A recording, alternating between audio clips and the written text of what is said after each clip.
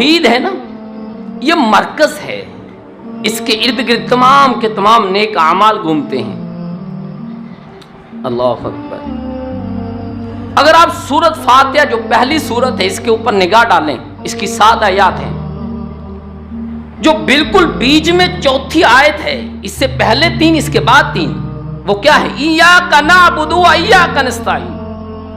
بالکل اللہ نے بیچ میں توحید کی آیت کو رکھ کر کے گویا کیسے جو انگوٹھی میں نگینا یہ بتایا ہے کہ جتنے بھی نیک اعمال گھومیں گے وہ اس توحید کے ارد گرد گھومیں گے۔ اسی لیے سب سے بڑا تقوی کیا ہے؟ توحید ہے۔ آؤ ذرا اب تقوی کی اہمیت پر ایک حدیث بھی لے لیتے ہیں۔ مسند احمد ہے، جن نمبر 10 ہے، حدیث نمبر 22401 ہے۔ حدیث کے راوی حضرت معاذ رضی اللہ تعالی عنہ، حدیث یوں ہے: ان معاذ بن جبل رضی اللہ تعالی عنہ قال لما بعث رسول اللہ صلی اللہ علیہ وسلم الى اليمن فخرج مع رسول اللہ صلی اللہ علیہ وسلم يوصيه ومعاذ راكب ورسول اللہ صلی اللہ علیہ وسلم يمشي تحت راحلته فلما فرغ قال يا معاذ انك سألت تلقاني بعد عام هذا ان تمر من مسجد هذا او قبري فبكى معاذ جاشا لفراق رسول اللہ صلی اللہ علیہ وسلم فقال رسول اللہ صلی اللہ علیہ وسلم ان اولى الناس بالمتقون من كانوا حيث كانوا۔ حضرت معاذ رضی اللہ تعالی عنہ فرماتے ہیں کہ رسول اللہ صلی اللہ علیہ وسلم نے جب مجھے یمن کا گورنر بنا کر کے بھیجا تو آپ میرے ساتھ ساتھ ہیں، میں سواری پر سوار ہوں، نبی پیدل ہے۔ میرے دل نے چاہا میں اتر جاؤں لیکن نبی نے منع فرما دیا۔ ساتھ ساتھ پیغمبر علیہ الصلوۃ والسلام مجھے وصیتیں فرما رہے ہیں۔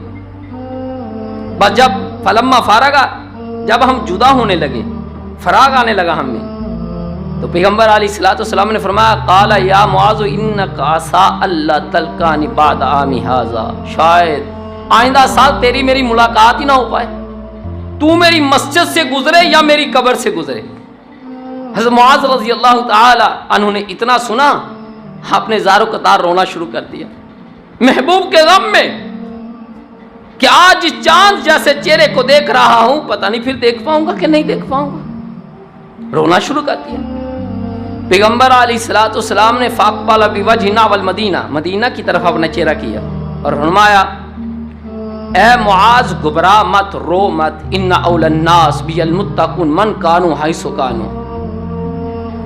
یہ دنیا کی زندگی ہمیشہ کی زندگی نہیں ہے معاذ، جو آیا ہے اس نے جانا ہے۔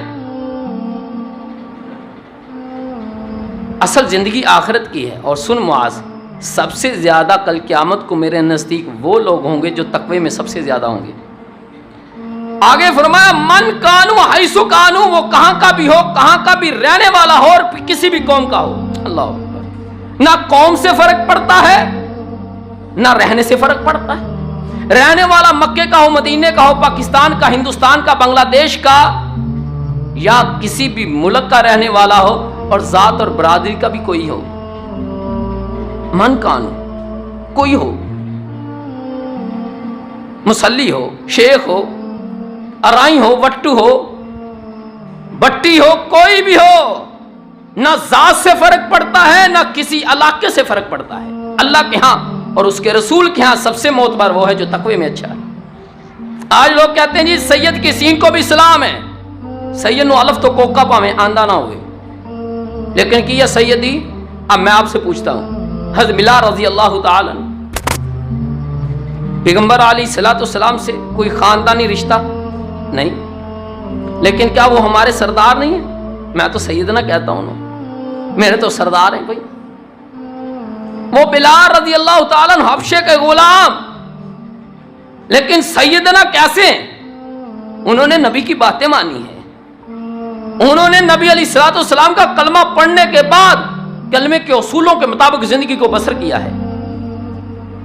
اور جب مکہ فتح ہوا، پیغمبر علیہ الصلوۃ والسلام نے کسی اور قریشی صحابی سے نہیں کہا کہ چڑھ جاؤ اپنے رشتہ دار، کسی اپنے رشتہ دار سے کہا کہ کعبے کی چھت پہ چڑھ جاؤ اور زان لے، نہیں، بلکہ اپنے غلام بلال سے کہا بلال کعبے کی چھت پہ چڑھ جا، یہ مقام بتلایا ہے۔ اللہ اکبر۔ ایک متقی بندے کا مقام کیا ہے؟ اللہ نے بھی کہا جب تک بلال تو زندہ رہے گا کعبے کی چھت پر چڑھ کے اذان دے گا، جب فوت ہو گیا تو کعبے پر غلاف چڑھے گا تو رنگ کا کالا ہی چڑھے گا۔ یہ رنگ، یہ قوم، یہ برادری، یہ ذات پات، یہ اونچ نیچ، یہ باؤ بیت اسلام کے ہاں نہیں ہے۔ اسلام کے ہاں، اللہ اور اس کے رسول کے ہاں معتبر اچھا انسان، بہترین اور کامل وہ ہے جس کا تقویٰ ہے۔ اب آئیں آگے بڑھتے ہیں۔ دنیا کا ہر انسان نجات چاہتا ہے، نجات مل جائے، یہی وجہ ہے۔ رومیوں کے ہاں اشتراکیت ہے، اور بدھ مت کے ہاں نروا کا اصول ہے، اور ہندوؤں کے ہاں رہبانیت ہے، اور عیسائیوں کے ہاں بھی رہبانیت ہے۔ اور ہمارے بھی لوگوں نے پہلے بزرگوں کے بارے میں قصے گڑھ رکھے ہیں، جی فلاں بابا جی کچے داغے پر اتنی دیر لٹ کر کے عبادت کرتے رہے، فلاں نے ایک ٹانگ پہ پانی میں کھڑے ہو کر کے اتنا سال عبادت کی۔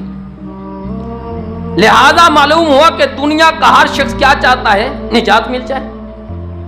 اور دنیا کا ہر گروہ یہ چاہتا ہے کہ اتحاد ہو، ہر مسلک، ہر مذہب یہ چاہتا ہے۔